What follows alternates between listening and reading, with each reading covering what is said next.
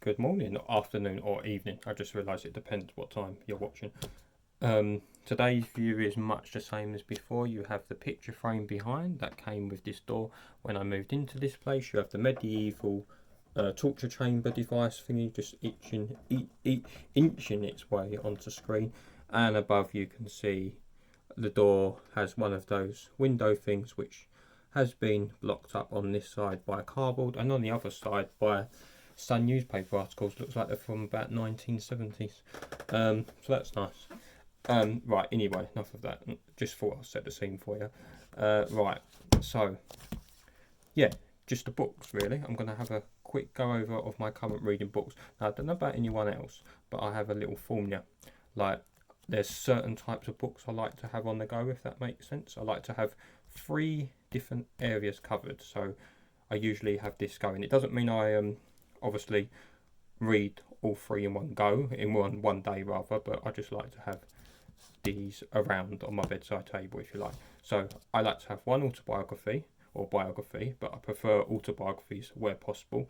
In the interest of autobiographies, obviously, are coming from the horse's mouth, as it were. Biographies I've read over the years, I do like, they can be really, really interesting. And obviously, you can get people who've worked with the people you're interested in, so they can give good accounts. But I have read so many where, I found out at a later date how inaccurate what they're saying is, as is often the case with things like people recreating stories, newspapers, that kind of thing, the internet. Um, but yeah, I've just found that so much it popped me off biographies a little bit, but there are still some really good biographies you should buy. So, you know, but I do like to hear the person involved, the person themselves giving their story. So an autobiography, that would be the first thing I like to have on the go. Then I'd like to have a non-fiction book. Can be about anything. It could be about history. It could be about some kind of subject, basically, that I'm interested in reading about. Yeah, anything at all. And then a work of fiction. So one of my favourite authors, or maybe I'm trialing a new author. So this is what I've got currently on the go. I have John Grisham. Now, I've never read the John Grisham book before. I wanted to. I thought I'd probably find them quite interesting. I love a good thriller, but these are lawyer-based thrillers. They centre around lawyers, is my understanding, or they centre more on the legal side. And I tend to read in thrillers, so I'll find that interesting. Very interesting, actually. I'm only up to chapter 3, so I can't exactly give a review for it yet. But I'm really liking the writing styles so far, and I think the story is going to be really interesting. This is called The King of Talks. If you've read it, let me know what you think, but don't give me any spoilers, please, because obviously I've only just started. It was written in 2003. Yeah, so it's one of his older ones. I don't know too much about John Grisham. I need to do a bit of research. I like to know about the authors I read. I don't know if he's still writing or anything, so I'll do a bit of research later on. By the way, I'll put a link in my description. I'm on Goodreads, so if you like to follow people on Goodreads, if you're using that, I like that little app and the website. You can sort of keep a track of what I'm reading, and then hopefully I can have a little look at what you're reading, and I might find something that I'd like to read. So it's a good little thing to do. So yeah, that's my fiction covered. Have any of these books been made into films? Does anyone know? Because I've got a feeling his books will make good films from what I'm getting the gist of so far, but again, research, that's what I can do. Right, then I got my non-fiction entry, which is this one. Oh yes, the story of craft beer. You knew I'd find a way to get craft beer into this video somehow. So this book came with the Beer 52 subscription service. If you don't know what that is, I was going to say it's UK based. It might operate in other countries as well. I'm not sure, but I think it's certainly UK founded. As I read a little bit about the chap who started it up, and basically the guys behind it go around travelling to different breweries and picking out craft beers to feature in a monthly collection. They're often themed like from a certain country, or they might have some kind of theme.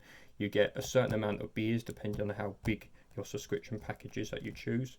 You get a magazine, a really good magazine actually, all about breweries, beers and all that kind of thing. And you get a snack as well that you can eat with your beer. It's really good actually. I've done it for many months. I do really like it. No, I cancel every so often just because there's so many good subscription services. I can't do them all in one go. But that's one I'll come back to. That ends up being one of my favourite. It does work out really good value. So do have a look at Beer 52 if you're interested in getting a selection of craft beers sent to your door on a regular basis. Yeah, but sometimes they put something extra in your boxes, and I got this. It's a book, as you can see. Funny enough, it's called a book. Yeah, I forgot to say that. It's the story of craft beer, how it's made and how to drink it. I do not need no help knowing how to drink it. I'm more interested in the how it's made, and yeah, I'm one of those people who like to know how something is made that I like, if that makes sense. So I would happily read a book on how chocolate is made, for example. Yeah, so I could do with a book called How Mistakes Are Made. No way, I already know that. Yeah, so that's that. And then lastly, the autobiography. This fella here. Yes, Wham's one half of Wham, Andrew Ridgeley. Now, I'm a big fan of his because he is part of Wham. But I'm especially a big fan of the other chap on the front because he's one of my all-time favourite singers. If you don't know, this man's name is George Michael. He was the other half of Wham.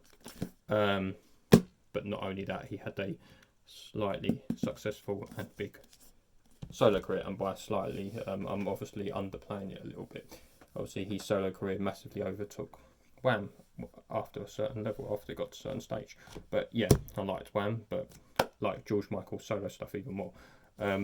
So yeah, this was a book I wanted to get. It's Wham, George, me. So obviously, you know, I'm getting Andrew's story, but he's also focusing obviously largely on George Michael as well, because this book's, I believe he's written as a tribute to him. It was released after he sadly died. So yeah, I'm really enjoying it so far. I've just started it. I'm about halfway through. It's a great book. It's got some lovely pictures in it. Obviously lots of writing, because that's generally how these kind of books work. It's really great. And what I love is got Wham going down it. I like that. But not only that, this was bought by my brother, and what's really nice, it was also, I hope you can see that on the camera, it was also signed by Andrew, so I've got a signed copy, so that makes it even more special. So I'm really enjoying this. It's absolutely fascinating to read the early life of Andrew, George, and of course their famous oh no sorry, I'm having a brain freeze, but the ladies of Wham, it will come to me. You can put in the comments if you think of it before me.